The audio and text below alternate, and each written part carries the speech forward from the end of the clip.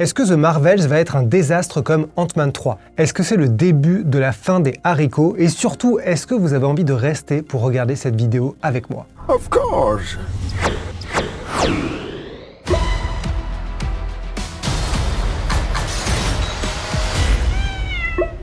Salut tout le monde, c'est Geoffrey et ça faisait longtemps, je vais parler de Marvel. Alors non, je ne vais pas donner mon avis sur Captain Marvel 2, alias The Marvels, ça c'est pour très bientôt et ça ne sera pas moi, parce que j'ai déjà géré Thor 4, Ant-Man 3 et les Gardiens de la Galaxie 3, donc mon médecin m'a interdit de revenir pour ça. Aujourd'hui on va parler de l'état du business MCU, parce que l'année 2023 est un petit peu boiteuse pour Marvel Studios. Cette année, on a eu 2 films Marvel, Ant-Man 3 en février et les Gardiens de la Galaxie 3 en mai. Ant-Man 3 a été un petit désastre avec l'un des pires scores du MCU alors qu'il ouvrait la phase 5. Et les Gardiens de la Galaxie 3 a été un succès solide alors qu'il marque la fin d'un chapitre pour ses personnages. Alors dit comme ça, on dirait que ça sent un peu le sapin. Le public célèbre le passé et ne veut pas du futur. C'est pour ça que The Marvels est un cas intéressant parce que pour la première fois, peut-être, le succès n'est absolument pas garanti. Alors pourquoi?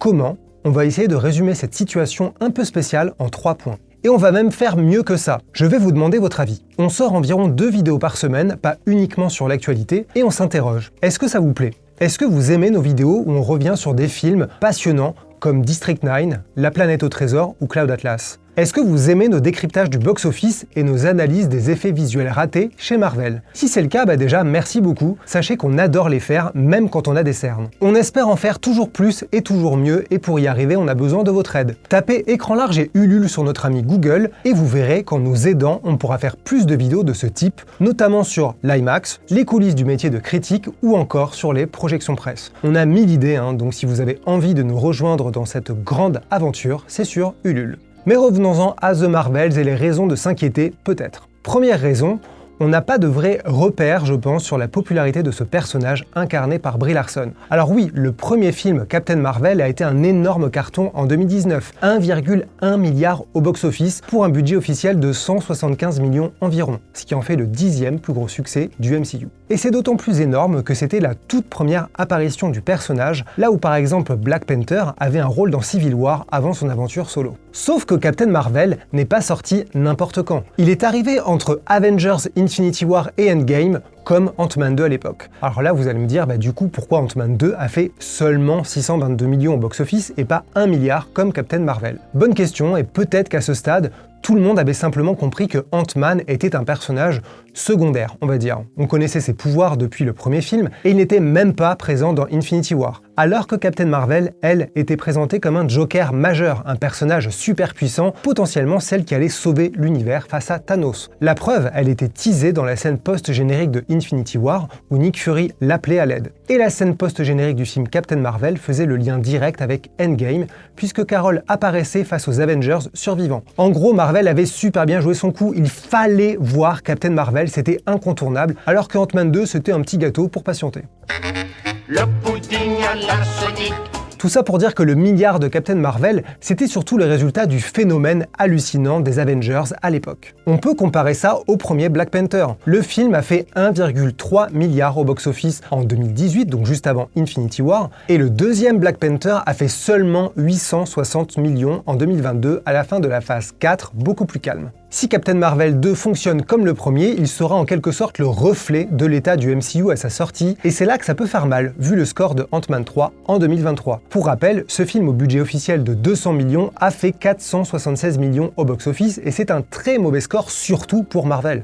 Alors certes, on pourrait dire que The Marvels arrive aussi après les Gardiens de la Galaxie 3, qui lui a fait 845 millions au box-office. Donc pourquoi ne pas être le reflet de ça qui a marché? Et c'est là que je redis, l'attachement du public au personnage de Carol Danvers, alias Captain Marvel, est encore très flou. Les Gardiens de la Galaxie 3 a marché parce que clairement le public aime ces personnages. Ant-Man 3 n'a pas marché parce que clairement, je pense, les gens s'en foutent un peu de ces personnages qui étaient quasi absents des derniers Avengers, comme Captain Marvel. On a finalement très peu vu le personnage de Carol Danvers, et c'est pas son rôle minable dans Avengers Endgame ou son apparition dans la scène post-générique de Shang-Chi, que personnellement j'avais oublié avant de vérifier pour cette vidéo, qui a changé la donne. Et j'ai oublié, elle est apparue dans le dernier épisode de la série Miss Marvel. Et j'en arrive justement au deuxième point problématique de ce film. The Marvels est moins la suite du film Captain Marvel que de la série Miss Marvel. Ce qui explique un peu pourquoi Carol Danvers n'a même pas l'honneur d'avoir un deuxième film à son nom, comme à peu près tout le monde dans le MCU. Captain Marvel 2 n'est pas son film, c'est celui qu'elle partage avec d'autres personnages, notamment Kamala Khan, alias Miss Marvel, héroïne de la série Disney+, diffusée en juin 2022. Et il y a aussi Monica Rambeau, qu'on a découverte en second rôle dans la série WandaVision, diffusée en janvier 2021. Est-ce que vous êtes perdu? Parce que oui, c'est bien ça le problème. The Marvels est le premier film du MCU à être une sorte de suite directe des séries Disney+. C'est la première fois que Marvel compte sur le fait que le public a suivi les séries, non pas pour patienter ou pour un petit plaisir, mais parce que ça fait bel et bien partie de l'histoire principale. Apparemment, ce n'est pas une option, mais une obligation maintenant. Pour rappel, dans une scène post-générique de la série WandaVision, Monica était invitée à rejoindre Nick Fury dans l'espace pour travailler avec lui, et c'est là qu'on la retrouvera dans The Marvels. Et la série Miss Marvel se terminait avec l'apparition de Captain Marvel dans une scène post-générique. À cause d'un phénomène mystérieux, les deux personnages échangeaient leur place et Carol apparaissait chez Kamala. C'est le point de départ du film The Marvels. Alors là, vous allez peut-être me dire, c'est pas bien grave, on n'a pas besoin d'avoir vu ces scènes, et au pire on les regarde sur YouTube. Oui, certes. Sauf que The Marvels est vendu sur 3 éléments, les 3 personnages. Captain Marvel elle-même donc, Miss Marvel et Monica Rambeau. Ce sont elles qui doivent donner envie aux gens de payer une place pour aller au cinéma. Alors comme je l'ai dit, Captain Marvel est un personnage encore récent qui a été très peu exploité, qui a été survendu, je pense, au moment de Avengers Endgame, et dont la seule aventure solo était en réalité un flashback dans le MCU. Donc à voir à quel point les gens ont envie de la suivre. Miss Marvel, elle a eu droit à sa propre série de 6 épisodes, mais selon les données disponibles, ce serait la série la moins regardée du catalogue Disney+ côté Marvel depuis le lancement de tout ce bordel. Et Monica, c'était simplement un second rôle dans la série WandaVision, centré donc sur le personnage de Wanda. C'était aussi la gamine que tout le monde a oublié dans le film Captain Marvel premier du nom, puisque c'est la fille de Maria Rambeau, la copine pilote de Carol dans le premier épisode Captain Marvel. Mais bon, vous voyez, le temps que j'explique tout ça, il y a de fortes chances que vous vous soyez dit qu'en fait vous en foutiez et que c'était peut-être un peu trop compliqué pour pas grand-chose. On peut donc se demander si Marvel n'a pas eu les yeux plus gros que le ventre avec ce film censé confirmer leur méga, giga univers de films et séries connectés. Et c'est même pas mon petit jugement sur tout ça, c'est une réalité que le boss de Disney lui-même, Bob Iger, a reconnu publiquement. Ce monsieur a été le PDG de Disney entre 2005 et 2020 et il a été rappelé en 2022 pour reprendre les choses en main et remplacer son successeur, Bob Chapek. Il devait revenir pour 2 ans, mais ce sera finalement pour 4 ans au moins. Autrement dit, l'entreprise lui fait clairement confiance et il est revenu pour remettre les choses en ordre. Et en juillet 2023, Bob Iger a dit quelque chose de plutôt intéressant. Lors d'une conférence, il a parlé des dangers du streaming et du trop-plein de contenu, comme ils disent. Il se demandait si les plateformes de SVOD n'avaient pas surestimé le temps et l'envie du public, et il citait Marvel comme exemple de mauvaise stratégie. En gros, ça voulait dire, il y a trop de séries Marvel et ça fait du mal à la marque Marvel. Et depuis, ils ont d'ailleurs déjà commencé à ralentir, repousser et repenser des séries. Et c'est là qu'on peut se demander ce que représente le film The Marvels, qui devait être l'ultime étape de lancement de cette vision du MCU étalée entre les salles de cinéma et les écrans de télévision. C'est le premier film qui veut créer un tel pont entre le cinéma et la SVOD. Ce n'est pas le dernier puisque Captain America 4 est censé faire pareil en 2024 en tant que suite de la série Falcon et le Soldat de l'hiver. Et on peut aussi citer la saison 2 de Loki qui fait suite à Ant-Man 3. Mais peut-être que The Marvels sera le clou dans le cercueil de cette stratégie. Si le film se plante, ce sera l'ultime preuve qu'il faut vraiment se calmer avec les séries Marvel sur Disney+.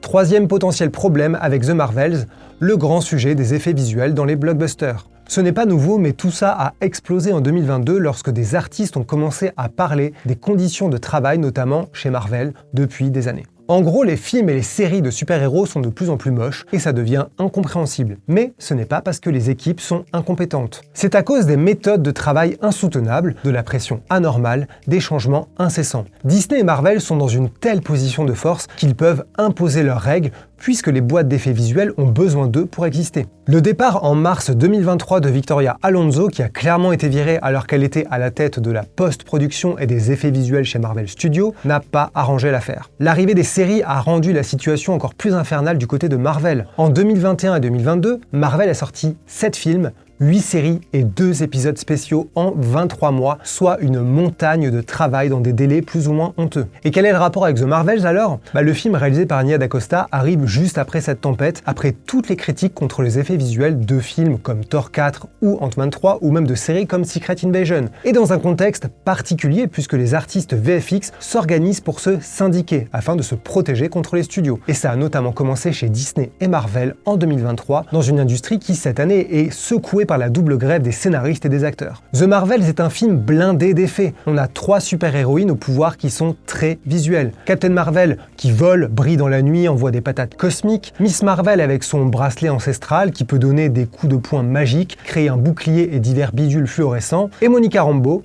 qui voit et contrôle les champs électromagnétiques et elle voit la lumière ou je sais pas trop quoi. En tout cas, quand elle frappe, ça fait de jolies couleurs cosmiques. Résultat, The Marvels aurait coûté 270 millions de dollars selon Forbes, donc bien plus que le premier film qui avait coûté dans les 160-170 millions en 2019. C'est un gros budget, mais on peut rappeler que Doctor Strange 2 aurait coûté encore plus, dans les 290 millions par exemple. The Marvels devait au départ sortir en juillet 2023, mais il a été repoussé en novembre. Et l'une des raisons, selon la rumeur, ce serait justement qu'ils auraient eu besoin de plus de temps pour gérer la post-production. Peut-être parce que c'était vraiment le bordel, ou peut-être parce que Marvel a en fait vraiment conscience qu'à ce stade, ils doivent éviter un nouveau naufrage de gestion technique et remettre une pièce dans la machine en attirant encore une fois l'attention sur cet aspect de leur business. La réalisatrice Nia DaCosta a d'ailleurs dit quelque chose de plutôt intéressant durant la promo du film. Elle a dit que, en gros, The Marvels, c'est moins son film que celui de Kevin Feige, le producteur de tout le MCU. Certains ont vu dans cette phrase une sorte de distanciation, comme si elle s'excusait déjà d'avoir fait le film ou ne l'assumait pas. Alors pour moi, c'est pas ça, c'est juste un simple rappel d'une évidence. Et c'est une manière très simple et saine de redire que les blockbusters, sauf exception, sont des films de producteurs. On peut trouver ça bien ou pas bien,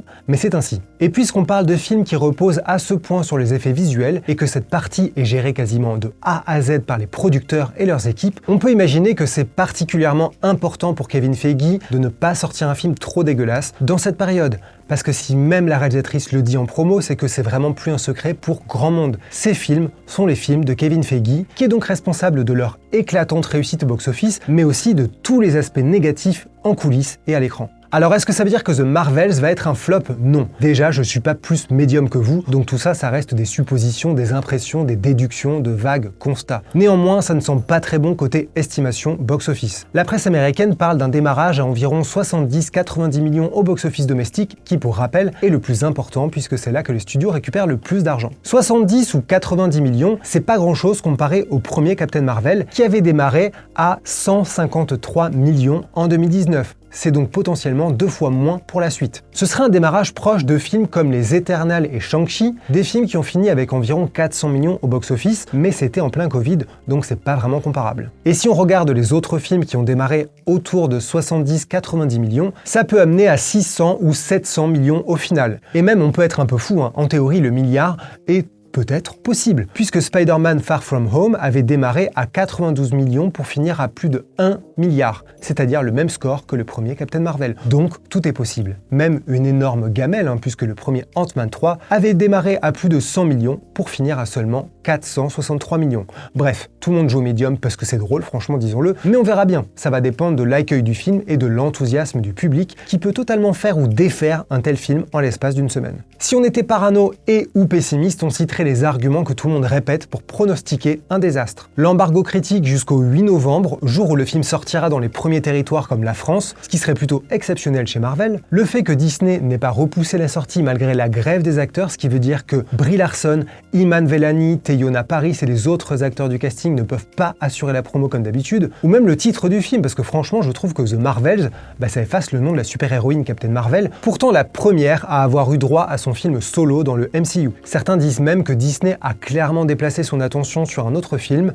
Wish, leur nouveau film d'animation qui sortira le 22 novembre et qui a coûté 200 millions de dollars. Mais bon, encore une fois, le pouvoir est entre les mains du public. Peu importe ce que dit la critique, peu importe la promo, puisque plein de films se plantent avec des budgets marketing énormes, on saura à quelle sauce sera mangé The Marvels à partir du 8 novembre, date de sortie française, et surtout du 10 novembre, date de sortie américaine. Mais une chose est sûre, ça va déterminer l'avenir de ce personnage au sein du MCU et probablement dans les prochains films Avengers prévus pour 2026 et 2027. Il est encore possible de ranger ces personnages au placard avec Ant-Man si jamais plus personne n'en veut, ou d'en faire au contraire les prochaines superstars du MCU. Donc en gros, c'est à vous de jouer dans les salles de cinéma, mais il faudra en payer les conséquences. Moi je vous dis à bientôt et merci d'avoir regardé jusqu'au bout. Stop!